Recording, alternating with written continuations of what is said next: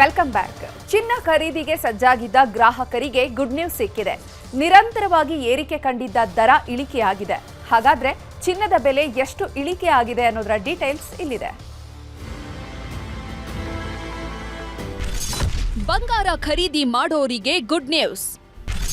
ಎರಡನೇ ದಿನವೂ ಚಿನ್ನದ ಬೆಲೆ ಭಾರೀ ಕುಸಿತ. ಮಾರುಕಟ್ಟೆಯಲ್ಲಿ ಶರವೇಗದಲ್ಲಿ ನುಗ್ಗುತ್ತಿದ್ದ ಚಿನ್ನದ ವೇಗಕ್ಕೆ ಸಡನ್ ಬ್ರೇಕ್ ಬಿದ್ದಿದೆ.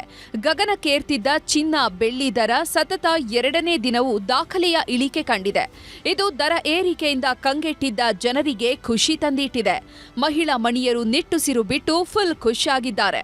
ಹಾಗಾದ್ರೆ ಚಿನ್ನದ ದರ ಎಷ್ಟು ಇಳಿಕೆ ಆಗಿದೆ ಅನ್ನೋದನ್ನ ನೋಡೋದಾದ್ರೆ 24 ಕ್ಯಾರೆಟ್ನ 1 ಗ್ರಾಂ ಚಿನ್ನದ ಬೆಲೆ 862 ರೂಪಾಯಿ ಇಳಿಕೆಯಾಗಿದ್ದು 16,920 ರೂಪಾಯಿಯಿಂದ 16,058 ರೂಪಾಯಿಗೆ ಇಳಿಕೆಯಾಗಿದೆ.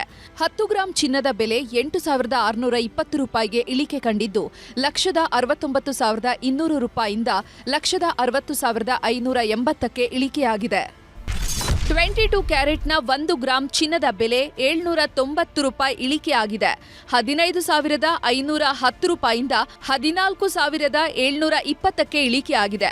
10 ಗ್ರಾಂ ಚಿನ್ನದ ಬೆಲೆ 7,900 ರೂಪಾಯಿ ಇಳಿಕೆ ಕಂಡಿದ್ದು 1,55,100 ರೂಪಾಯಿಯಿಂದ 1,47,200 ರೂಪಾಯಿಗೆ ಇಳಿಕೆಯಾಗಿದೆ.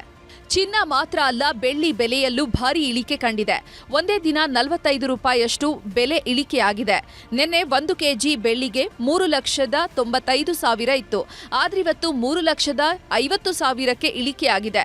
ಚಿನ್ನ ಬೆಳ್ಳಿ ದರ ಇಳಿಕೆ ಆಗ್ತಾ ಇದ್ದಂತೆ ಗ್ರಾಹಕರು ಸಂತಸ ವ್ಯಕ್ತಪಡಿಸಿದ್ದಾರೆ. ಆಕ್ಚುಲಿ ಇವಾಗ ಏನು ನಡೀತಾ ಇದೆ ಅದು ಖಂಡಿತ ತಪ್ಪಾಗ್ತಾ ಇದೆ. ಪ್ರತಿಯೊಬ್ಬರಿಗೂ ಗೋಲ್ಡ್ ಸಿಗೋಕ್ಕೆ ಸಾಧ್ಯನೇ ಇಲ್ಲ. ನಾನೇ 2 ಹೆಣ್ಮಕ್ಳ ತಾಯಿ. ನನಗೆ ಫ್ಯೂಚರ್ಗೆ ನನ್ನ ಮಕ್ಕಳಿಗೆ ಒಡವೆ ಮಾಡಬೇಕು. ನಮ್ಮ ಅಪ್ಪ ಅಮ್ಮ ನಮ್ಮನ್ನು ಮಾಡಿಬಿಟ್ರು.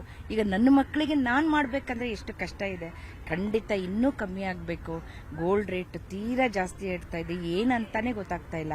ಇದು ಸ್ಪರ್ಧೆ ನಿಜಕ್ಕೂ ನಿಲ್ಲಬೇಕು, ಪ್ರತಿಯೊಬ್ಬರಿಗೂ ತಲುಪಬೇಕು ಅನ್ನೋದೇ ನನ್ನ.